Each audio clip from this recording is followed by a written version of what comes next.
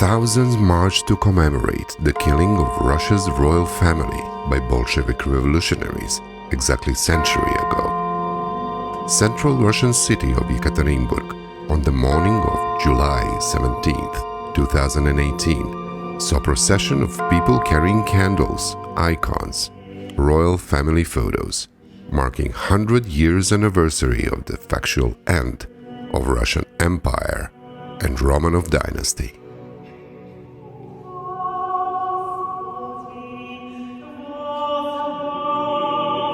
They marched 21 kilometers to the place where Bolsheviks dumped the bodies of Tsar Nicholas II and his family in a hasty burial.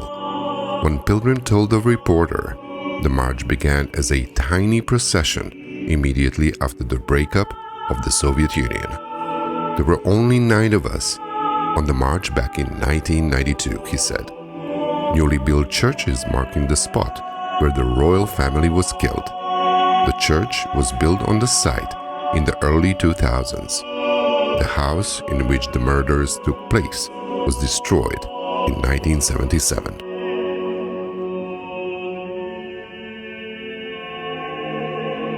"20 minutes.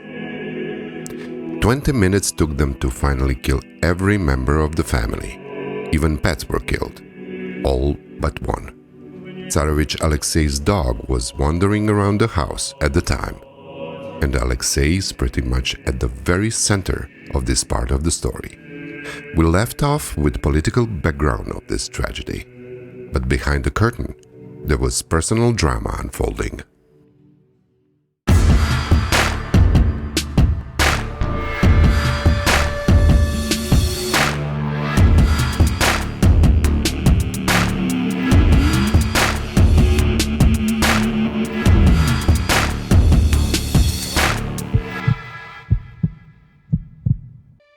The real reason why Princess Alex of Hesse was so reluctant to accept Nicholas' marriage proposal back in 1894 was not only Christian orthodoxy. Alex had her own demons to fight. Alexandra was a carrier of the gene for hemophilia inherited from her maternal grandmother, Queen Victoria of Great Britain.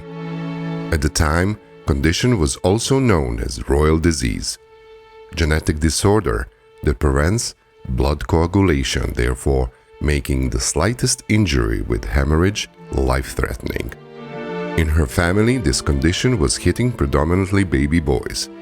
That was also playing part in Nicholas' parents being reluctant to give their blessings for this marriage.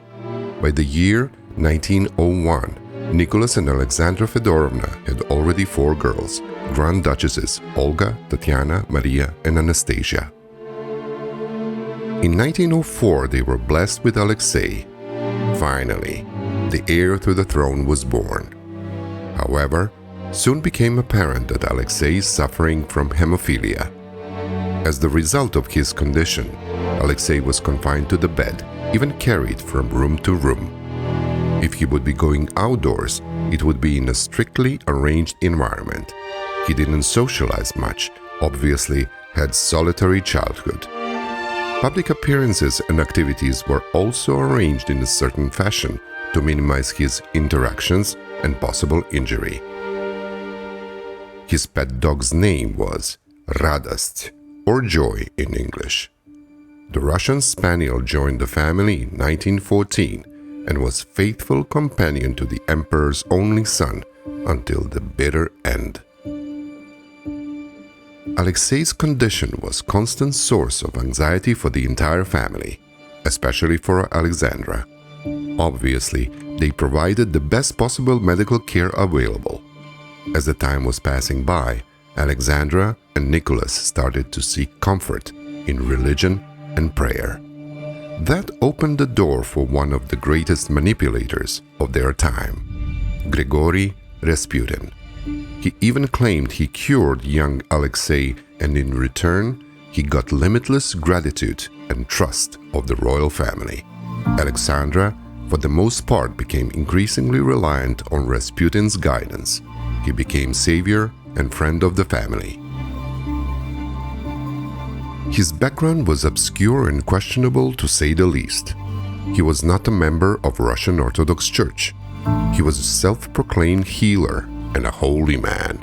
He had some remaining connections in the church though, strongest being friend and protector, Archimandrite Theophan. When Empress Alexandra first encountered Rasputin, she already knew that the medical science of the time didn't have a cure for hemophilia, so she was ready to try anything to help the boy. They gave it a go in the summer 1907. The monk just stood at the feet of the heir's bed and prayed, and somehow it worked. However, only a handful knew Rasputin was under constant stigma and scrutiny of being a member of Klisti, infamous religious cult.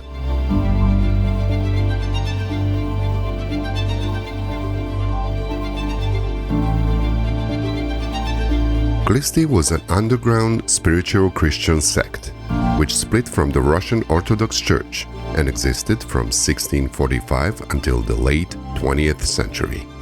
Adopted philosophy was that salvation could be attained only by total repentance, and this becomes far more achievable for the one who had truly transgressed.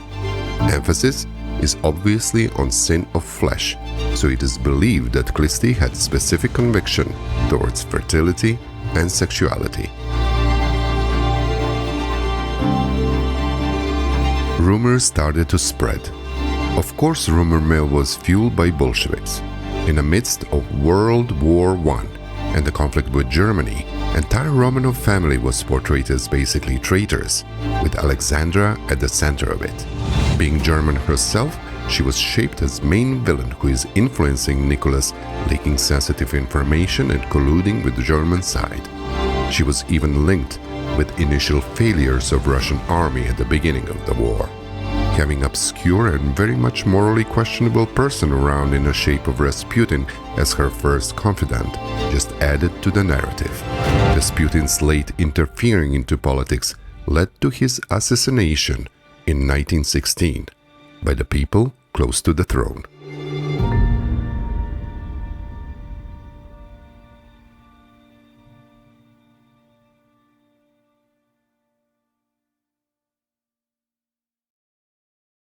Actual sequence of the events we recognize as the Russian Revolution played out in 3 acts. October Revolution 1905 that forced Nicholas to government reforms and introduction of Duma. February 1917, Nicholas' abdication and forming of provisional government with the vice chairman of Duma, Count Lvov, in charge. And finally, October 1917, proclamation of Soviet government. Some historians would agree that first 2 were indeed revolutions, but the third one, and at the same time last stage, October 1917, was actually the coup that ended period of dual government. Let's take a look at the context. 28th of July 1914, bombardment of Belgrade commenced, marking the start of World War I. The world will never be the same. It already passed 43 years since unification of German statelets into German Reich in 1871. Up to that point, they squeezed out some colonies from Great Britain and France in Africa and Asia. Their closest ally, Austor-Hungarian Empire, fought for dominance over Balkans, pushing Kingdom of Serbia, which was traditional ally of the Russian Empire. As a result of this buildup, Russia, Great Britain and France are forming Entente alliance. Germany, Austor-Hungarian Empire and Italy are already in tripartite alliance. Clash was imminent. June 1914, Sarajevo, Bosnia, which was annexed by Austro-Hungarian Empire 6 years earlier, Archduke Franz Ferdinand, heir to the throne, and his wife Sofia were assassinated by Bosnian Serb Gavrilo Princip. In result, Austro-Hungarian Empire declared war on Serbian kingdom. Nicholas tried to reach to German Kaiser Wilhelm II and proposed meeting at Hague in a bid to avoid conflict. There was no reply. Instead, 1st of August 1914, Germany declared war on Russia, 3rd of August on France, and lastly 7th of August against Great Britain.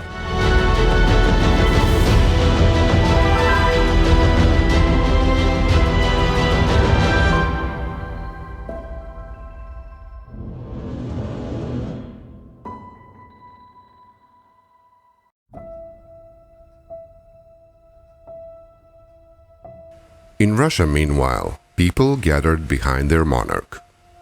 Patriotism was on full swing and army was filling with volunteers. People, Duma, political parties, including the opposition, stood together, at least seemingly, in unity. Russian campaign started with initial success. First and Second armies penetrated into Germany. However, Second Army soon was decimated, and tens of thousands of soldiers were captured by the enemy. On another front, with Austor-Hungarian Empire in May 1915, during the Battle of Gorlitz, enemy breached the front and started to encircle remaining Russian forces. Army was forced to great withdrawal. In the process, Poland, Belarus, Moldavia, and Baltic were lost. World War I was ruthless. It is fair to say that no side expected such a horror. Maybe naively many thought that this will be over soon. In reality, it was a conflict never seen before in human history. War of all wars.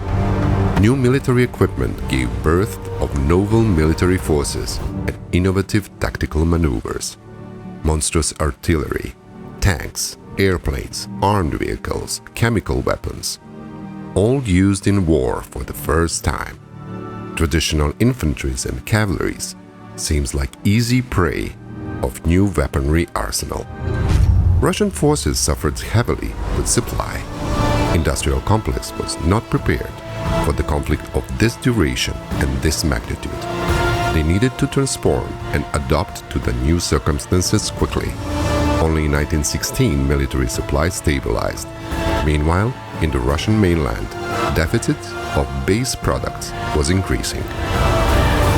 Defeats on the front during mid-1915 are fueling internal conflicts once again. Lenin radical left is helping all these anti-German and anti-monarchy narrative handsomely.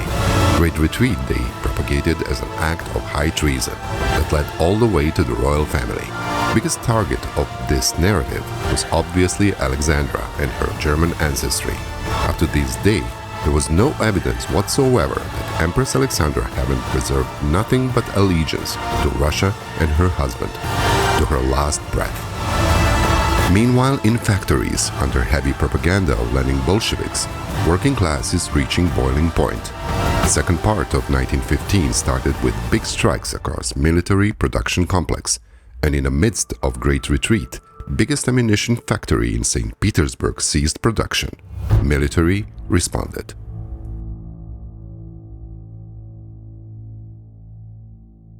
His next move was arguably nailing a coffin for Nicholas and monarchy of Russia. Following Great Retreat in August 1915, Tsar Nicholas II replaced his uncle Grand Duke Nikolai as commander-in-chief of the army.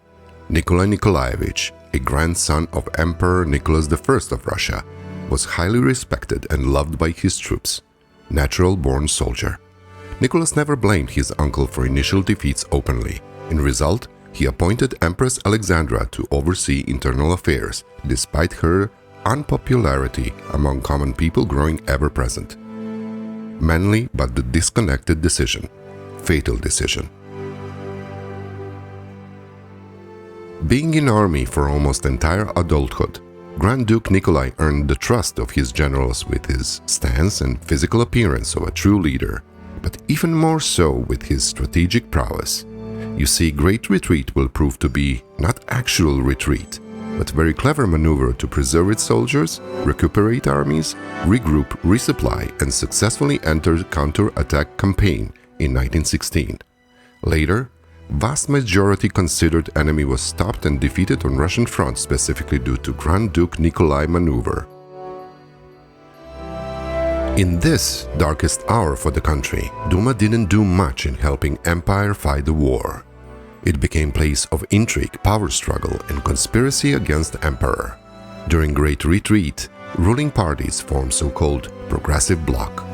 Leader of these progressives was Deputy Chairman of Duma, Count Lvov, very person that is going to force Nicholas to abdicate. They requested from a Tsar to form new government of national trust, as they call it. Count Lvov openly advocated for direct sabotage and obstruction of government military finances. From mid-15 to February 17, in a political standoff between Emperor and Duma, there was merry-go-round of 4 prime ministers, 6 ministers of internal affairs and 3 ministers of defense. No other ministry was doing any better. There is extremely obscure information about Count Lvov. Nowadays, many Russian historians are convinced that he was, at the time, acting as British intelligence asset.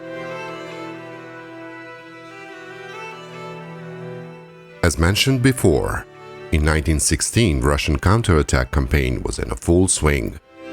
Success after success. Germans and Austor-Hungarians were losing. Germany was desperately seeking the way to stop Russian advancements, and they found it in the shape of certain revolutionary called Lenin, the man who could bring to a halt Russian Empire from within. Contact person was Israel Lazarevich Gelfand, born in Russia, former member of SPD of Germany, and at the time weapon dealer, running his business from Istanbul, Turkey. He laid down a plan in front of German Kaiser for funding of Lenin Bolsheviks. His plan was approved together with a budget of 5 million German marks in gold. He received 2 million immediately. And so it began. In February 1917, the revolution broke out in St. Petersburg and the unrest spread to other parts of Russia. Fearing that he would be violently overthrown, Tsar Nicholas II abdicated under the pressure of progressive bloc. Lenin returned to the country in armored train from Germany. The State Duma took over control of the country, establishing the Russian Provisional Government and converting the empire into a new Russian Republic. The Provisional Government only remained in power through an uneasy alliance with the Petrograd Soviet, an arrangement known as dual power. Following his abdication, Nicholas with his family remained in custody. In October, Bolsheviks took control of Petrograd's key transport, communication, printing and utilities hubs, and did so without bloodshed. They besieged the government in a winter palace and arrested its ministers after the cruiser Aurora, controlled by Bolshevik seamen, fired on the building. Insurrection was complete. Soviet Union ascended.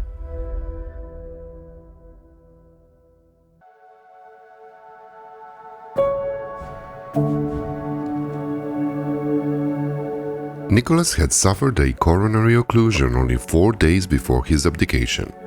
He was forced to abdicate on 2nd of March 1917. The event itself was full of symbolism. It happened in the vicinity of city of Pskov, where Nicholas was still trying to fight the war in his war headquarters. Train station name was Dno, or bottom low in English. General's last name, who came to him with abdication request, was Ruski, or Russian. Nicholas abdicated on behalf of his brother, but that was soon dismissed by provisional government. Both parties, provisional government and Nicholas, wanted the royal family to go into exile, with the United Kingdom being the preferred option. 17th of March, Britain granted the asylum, but shortly that was withdrawn.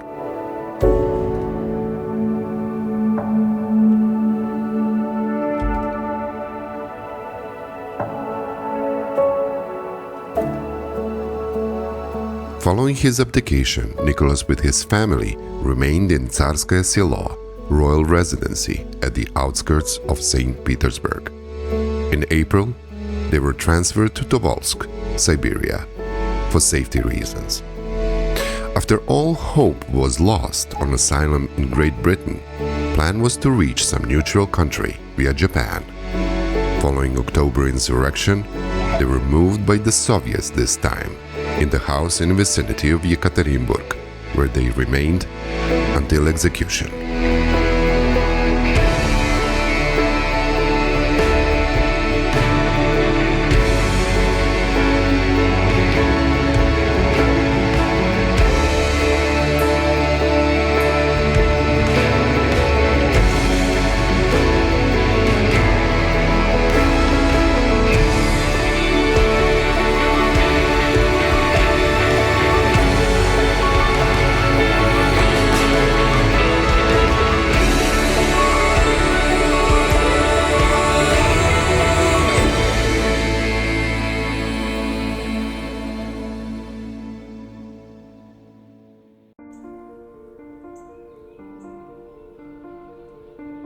After more than a century, what do we really know about these events? Soviet era covered execution of royal family under iron veil of secrets. Surely after collapse of Soviet Union, we should know more. Conspiracy theories never stopped. One of these was theory of ritual killing. It includes these symbols found on walls of the room where execution took place. Symbols are not from any known alphabet, but whoever wanted saw in them proof of some ritual symbols. Next to it, there is full line written that had Latin letters in the middle of the sentence in Russian Cyrillic. Sometimes simple answer is closest to the truth. All victims in that room, including royal children, were using multiple European languages, Latin included, let alone that writings could be done after the killing, as theory claims, in which case named Soviet agent Svite Martinovich had no participation whatsoever. He simply could not be at two places at the same time, so entire theory was debunked.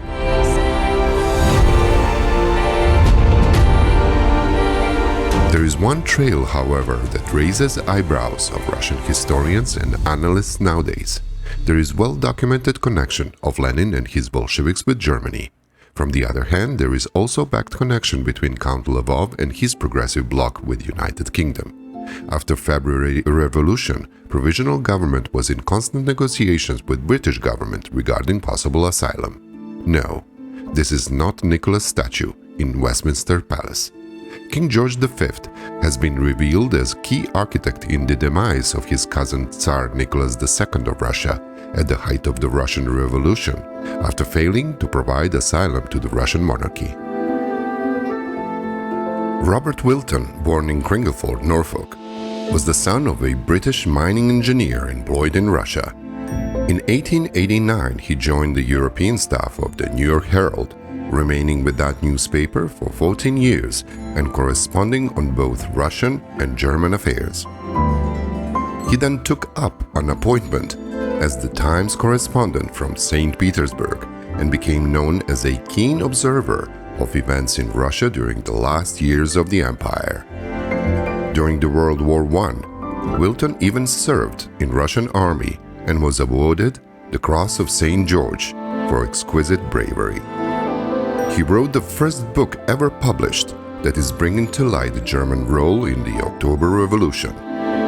It is compilation of his texts published during his correspondence for the Times.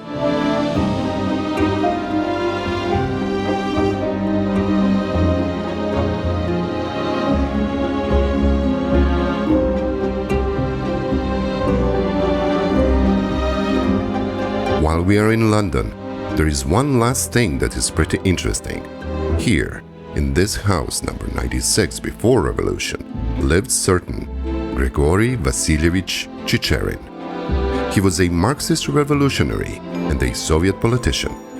He served as the first People's Commissar for Foreign Affairs in the Soviet government from March 1918, along with Leon Trotsky, very person behind separate Brest-Litovsk Treaty, a peace treaty of the Central Powers and Soviet Union from 3rd of March 1918, which concluded hostilities between those countries during World War I. It represented huge concessions from Russian side, and Soviet Union lost Poland, Finland, Ukraine, Baltic, and Belarus. Lenin simply needed to repay his backers for their support of his revolution. Later that year, after Germany conceded the war to Entente alliance, Soviets nullified the treaty.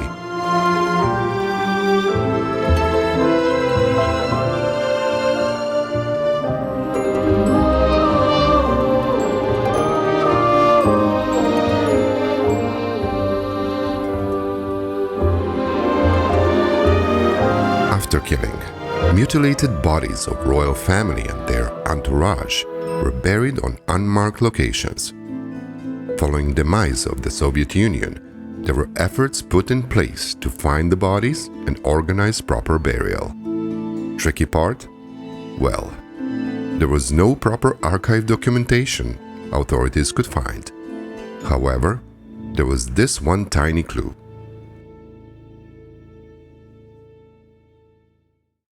Back in 1979, the bodies of Tsar Nicholas II, Tsarina Alexandra, 3 of their daughters, and those of 4 non-family members killed with them were discovered near Yekaterinburg by amateur archaeologist Alexander Avdonin. Obviously, he had no idea of significance of his findings. In January 1998, the remains excavated from underneath the dirt road were officially identified as those of Nicholas II and his family, excluding 1 daughter and Alexei. The identifications, including comparisons to a living relative, performed by separate Russian, British, and American scientists using DNA analysis, concur and were found to be conclusive. In July 2007, an historian discovered bones near Yekaterinburg belonging to a boy and young woman. DNA tests proved that bone fragments found in Ural Mountains belonged to 2 children of Nicholas II, Alexei and a daughter. After the DNA tests of 1998, the remains of the emperor and his family were entombed at St. Peter and Paul Cathedral, St. Petersburg, on 17th of July, 1998. It marked the 80th anniversary of their murder.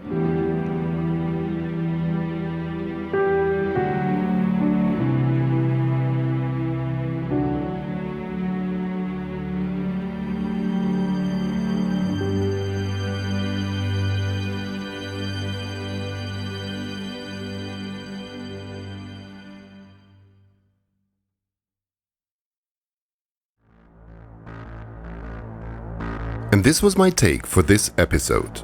Please like, share, and subscribe. It means a lot. Don't forget to let me know your thoughts on the matter in the comments down below. And if you really like this video, check out these other related stories. Thank you for watching, and I will see you in the next one. Cheers!